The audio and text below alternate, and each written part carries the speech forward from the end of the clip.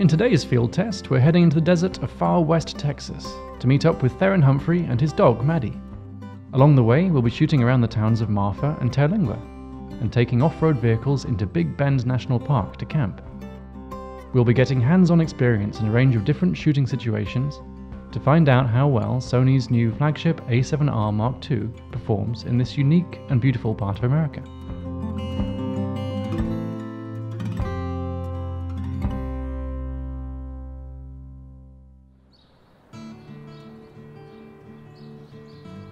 Hello? My name is Darren Humphrey. I was born and raised in Pollocksville, North Carolina, and I'm a photographer. I traveled around the US, documented and told the story of one person a day, every day for a whole year. Around the same time, Instagram had launched, and it was a really new app, and my buddy was like, hey, you should pick up this app and post photos to it. And I think if you just interject like this personal narrative of who you are and what you're doing, it'll make the project even more valuable because people have something more to connect to. So I was just posting pictures of me and my dog, Maddie, drive around the US in our truck. Awesome, love it. Thank you so much. Enjoy your sail. So this is the Sony A7r Mark II, which is very significant for a couple of reasons. The most obvious is its sensor. It's a full-frame sensor, and it's a BSI, backside illuminated sensor, which is the largest of its kind in any camera in the world. It's 42 million pixels, so it's very high resolution, and it has 399 phase detection AF points on it. What that means is that compared to the original A7R, focus is faster, it's more precise, and it's capable of tracking moving subjects. As well as stills, this camera also shoots 4K video in 2 modes. We're going to try and run through all of these different settings. We're going to try and get a good idea of what it's like at low ISO, high ISO, what the video image quality looks like, what the still raw image quality looks like, and hopefully we'll get some great pictures. The day before meeting up with Theron, we stopped on the outskirts of town to check out Prada Marfa. Tumbleweed. This is a local art installation. It's not a real Prada store. I'm going to take some still images of this while the light is really nice. And we're also going to take some slider shots comparing the different 4K modes of the A7R II. One of the most common requests we've had from viewers of our field test series has been for more video footage from the camera we're reviewing. So we shot this video entirely on the A7r Mark II, recording both internally and externally via an Atomos Shogun 4K recorder. The A7r Mark II sensor has enough resolution to shoot 4K video using an almost full-frame crop, or in a Super 35 crop mode. Super 35 is similar in area to APS-C, and in this mode the A7R II is actually oversampling, which means cleaner video output. After Prada Marfa, we headed to Hotel El Cosmico to get some shots of the grounds. Our first task was to set up a time-lapse using the optional app which can be purchased from Sony's Play Memories service. With our slider moving and variable ND filter in place, we programmed the camera to shoot one JPEG frame every 3 seconds for roughly 20 minutes. One of the major selling points of the A7r Mark II, like all large sensor mirrorless interchangeable lens cameras, is its relatively small size and weight compared to an equivalent DSLR. Shooting at sunset gave us the opportunity to test the A7r Mark II's dynamic range in RAW mode. Images from the 42 megapixel sensor are stunningly detailed, but as we've come to expect, there's also huge latitude for exposure adjustment. It's possible to perform very aggressive shadow lifting at base ISO with little penalty in terms of noise. Before we headed to bed, we left the camera overnight, shooting one more time-lapse of the stars moving across the night sky, this time shooting RAW.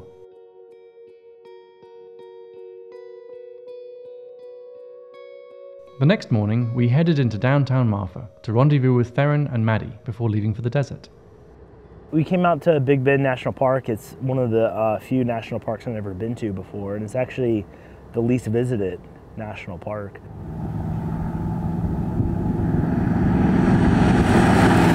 All right, Theron, so we've pulled off the road just ahead of our campsite. We're sort of heading out there.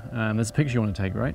As we were driving down the dirt road at 20 miles an hour, there's all this dust that was following us, and it was like blanketing onto the desert landscape. And with the light coming through it, it's just inspiring, worth stopping and checking it out. Whoa. really went for it. Yeah. Oh, here we go.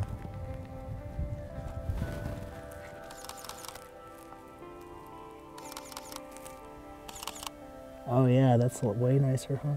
With film, you would expose for the highlights and then you would develop for the shadows. And the cool thing about the Sony camera is you're doing the same thing. So what I fell into practice was like, how much detail do I want to remain in the highlights?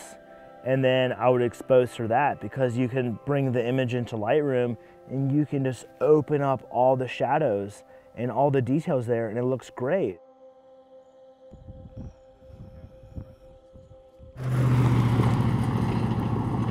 One thing that has really impressed us in our studio testing is the A7r Mark II's low light abilities. The autofocus system remains impressively responsive and very accurate in even very low light, even moonlight, as we found out when camping in the desert. Now last night was the eclipse and we missed that because of cloud coverage. We just caught the very end of it. But the moon just came up and it's incredibly big. So we're going to try and get a couple of shots off the roof of the truck here with the 70 to 200mm. The 200mm is not as long as we need it to be, ideally, but we can use the extra resolution of the camera sensor to crop right down. So hopefully we can still get a good shot, which is nice, a nice surprise. At ISO 12800, image quality from the A7r Mark II's RAW files is still very good, and images clean up nicely with a bit of post-processing. This kind of flexibility is highly impressive and still unusual from a mirrorless system.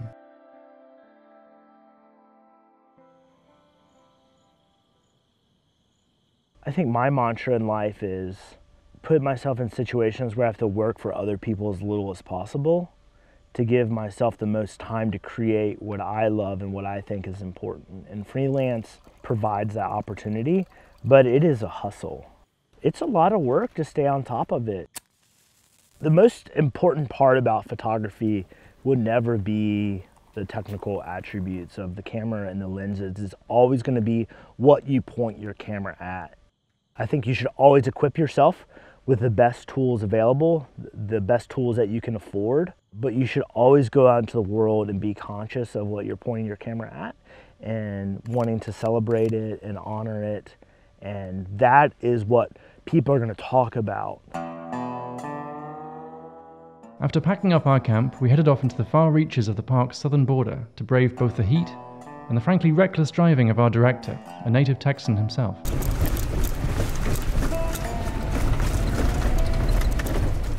During a brief pit stop for water and motion sickness pills, we set up a shot to test the A7r Mark II's lock-on AF tracking.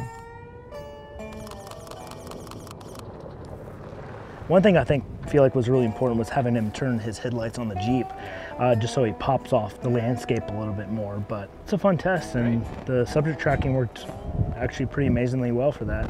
One thing I really like about the A7r Mark II actually is the viewfinder. Very high magnification, 0.7 times magnification. It's really big, it's really crisp and detailed. It's very, very immersive. It's one of the best viewfinders, if not the best, in terms of just the experience of any mirrorless camera that I've used.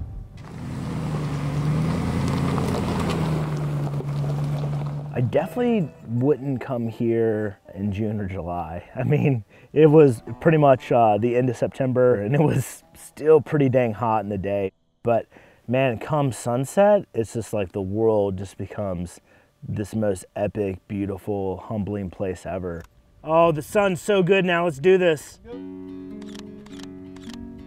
That golden hour is really more like golden 20 minutes when you get down to it. I do have that extra resolution, so not that I want to be sloppy with my compositions, but I do have way more room to still have enough file size if I do have to crop it. The images with Maddie take a lot of work. You know, shooting her for 5 years definitely has made it easier, because like I know like what facial expressions I like, and I know how to get her excited, and I know her limits as well. You okay, girl? Stay, Maddie. There we go. Look at her, Becker. I think we just got the shot of the day, certainly. Oh, there she goes. Turns out dogs can't sit in camp chairs for all that long after all.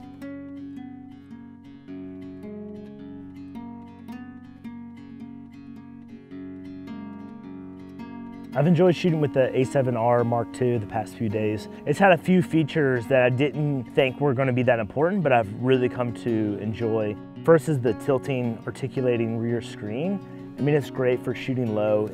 And the other one is the electronic viewfinder. I really love being able to see the exposure through the viewfinder. But you know, what I'm most impressed with is the dynamic range and the megapixels. In case I do have to crop in, or if I don't compose an image perfectly. I was pretty hesitant to get into the f4 lenses, but I think in the end, I'm gonna be happy for the size trade-off on those. And then when I really do need to blow out the background, you got the 35 1.4, which is just like phenomenal lens. Overall, like I really do like the camera, and I'm gonna shoot with it a lot, and I'm pumped to have it in my quiver. We said our goodbyes to Theron and Maddie and headed back to Marfa to take a few more shots.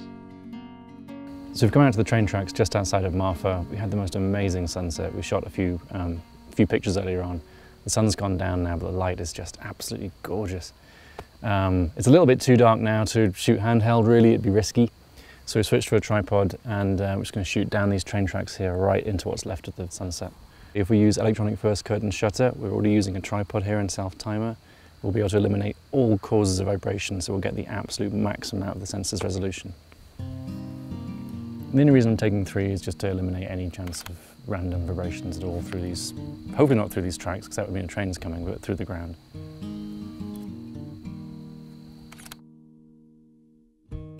So it's the end of day 4, pretty much the end of the shoot now. It's been amazing. This is probably the most varied of the shoots that we've done.